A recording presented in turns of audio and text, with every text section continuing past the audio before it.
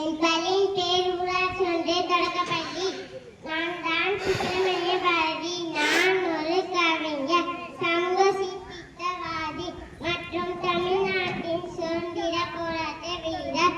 நான் தூத்துக்குடி மாவட்டத்தில் எட்டயபுரம் என்ற கிராமத்தில் பிறந்தேன். நான் 7 வயதில் கவிதை எழுத ஆரம்பித்தேன். எனது கவிதைகள் தேசபக்தி, பாரத சமத்துவம் மற்றும் பெண்கள் அதிகாரம் ஆகியவற்றை கொண்டவை. நான் ஆசிரியராக பணியாற்றினேன். பின்னர் 1904 சுதேசமித்திரன் செய்தித்தாளின் உதவி ஆசிரியரானேன். 1919 மகாத்மா காந்தியை சந்தித்தேன். சிதம்பரனார், சுப்பிரமணிய சிவா போன்ற தேசிய தலைவர்கள் பலருடன் பணியாற்றினேன். எனது கவிதைகளான வந்தே மாதரம், அச்சமில்லை, என்றையும் தாயும், ஜெயபாரதம் போன்றவை சுதந்திர போராட்ட இயக்கத்தில் சேர மக்களை தூண்டின. நன்றி.